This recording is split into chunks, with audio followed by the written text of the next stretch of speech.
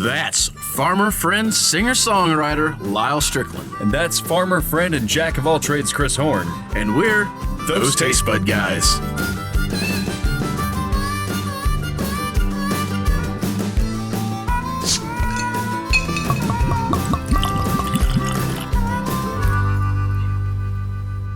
I can't think of a good Scottish accent. I was going to do something really amazing and cool, but now I guess I'm not, because I actually don't know how to do a Scottish accent. I'm not going to try it. Well, this cold's not helping anything either. All right, hey guys, welcome back. Thanks for joining us one more time. We're doing another Scotch today. Jared stopped by, and he has Auchentoshan, which, if you remember, we've had Auchentoshan once before, but it was that one over there. The American Oak Auchentoshan. Which, what I thought that meant was... This one specifically was aged in bourbon barrels or new oak or something like that, but after digging in, that's not the case. It's just regular used bourbon barrels, triple distilled. This one is also used bourbon barrels, triple distilled. Mm-hmm. But that one don't have an age statement, which makes me think that one's just their way of getting rid of their whiskey that they haven't. There's also a fairly hefty price difference between these two. There's a pretty big price difference. Yeah. That one was... 40-ish here in the States. And less this one's England. More like 150 to 200. Yeah. Depending. So we're having some trouble finding out the exact price. It kind of ranges all over the place, but we think 150 is about the average. So we also, because of that price difference, assume this one will be at least a little bit better. We hope so. So, Auchentoshan, it's the distillery is up here by Glasgow. It's on the mainland. It's considered a lowland Scotch. This one, 18-year-old. I mean, I can't help but think it's going to be good. Yeah. I mean, so I probably was, more mellow though. I'm assuming. I was reading that Auchentoshan was bought by Suntory. What hasn't been bought by Suntory? Like 1993, I want to say, or 94, something like that. Okay. So I'm wondering. I mean, if you think about that, it's going to be the Triple Wood, I think, was released in like 2002. I want to say I may be getting these dates all wrong, but long story short, this had to have been in the back room for quite a while.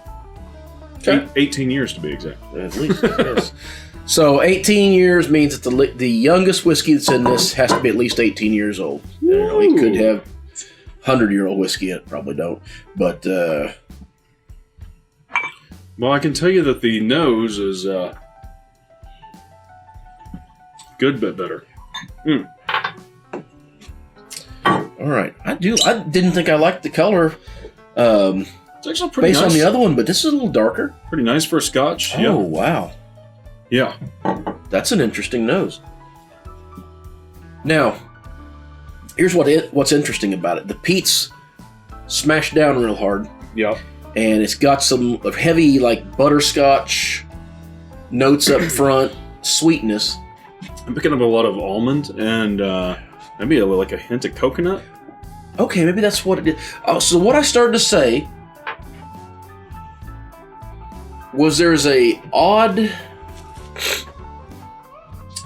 almost a soured smell on the back end of it that I couldn't place, and I think you nailed it with coconut, but I actually think it's more of like a charred, or I mean, I know people say toasted coconut all the time. Maybe that's what it is, but I'm going to call it a little past toasted and go more of a burnt or a charred blackened coconut. Yeah. Oh, let's get to tasting. There is a little bit of a hint of that diesel fuel smell to it, though.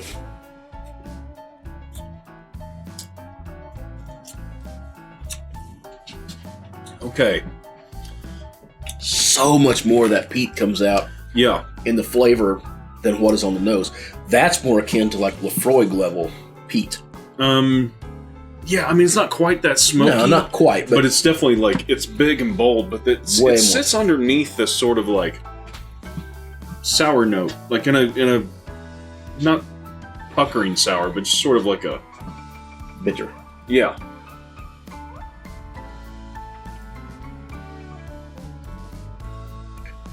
I think it's probably because it needs a little dab of water.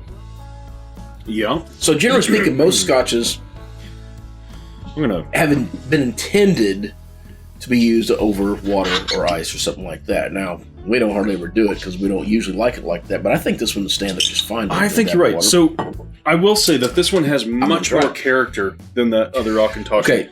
And I like that.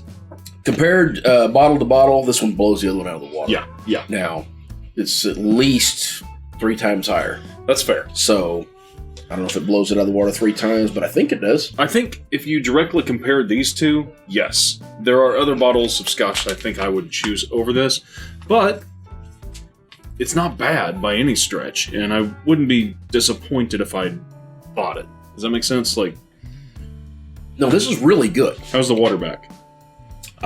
It needs more than what I give it. The little bitty drop didn't do enough to it. Okay.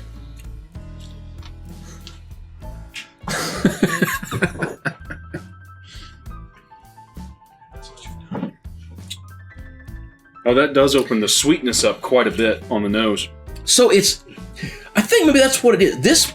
This particular Scotch is very pungent on the flavor. It's really, really in your face. Yeah. Which, generally speaking, I would like. But as I said, well, I've got a bit of a cold, so it's actually overwhelming. I think it really rides that line. I'll put it this way: you can really taste the bourbon notes, but with a waterback on Maybe it, that's that sour note. yeah. With the waterback, though, it really opens up that sweet character to it. You almost get sort of like candied oranges. Like, it's pretty good. Yeah. So most Scotches use used bourbon barrels to age to age in. Auchentoshan specifically calls that out, and I wonder What the difference is? Yeah, I wonder why. Because it definitely char. I think the char is another thing that comes out in this one a lot, along with that bourbon. Almost never like Scotches in particular better with a waterback. Occasionally, I'll find one that has like a good character on both of them, but I still almost always prefer it neat. This one, I like it better with a waterback. It is super, super smooth, and that also is kind of nice that there's 2 chapters to the bottle. Right? If you're looking for a more punchy, pungent drink that night, hey, have it neat. If you want a real super smooth, sweet drink, sweet whiskey, put a little waterback on it. I actually think I agree with you on that. I do like the waterback just a little bit better. Which that gives this bottle a little more value, in my opinion. Would this be a go-to Scotch for you think? Not at that price. Nope. I mean, if this bottle was $60, yes. Maybe no, I think it's easily a $100 bottle of Scotch. I think it's got enough character and richness to it. There's $150. I'd be hard pressed to pay for, but I do think it's a $100 bottle of Scotch. I think for me, there's just a lot more $100 bottles I'd probably buy over this one, just because of my own personal taste preferences. And that's what I started saying. So, but I would get you this. And I do I would get this at a bar in a heartbeat. You and I do tend to like the same Scotches. I will. That's one of the few things you and I both usually will agree on. Yeah. Bodenhaben being one of them that we really go to. That kind of banana-y, dark fruit noted Scotches with the high smoke. The Freud we tend to like. The same deal there. Now this is a lowland, it said, versus the Highland that tends to be kind of sour and light and smoke. This is deep, and I didn't notice those notes in that American oak, though. Yeah, no, this is a totally different animal. But I do really like it. I don't. I would be hard pressed to put it on my shelf at that price, but I would damn sure buy it, a glass of it at a bar. Especially now knowing the flavor profile of it, I could see where I'd be in the mood for this sometimes.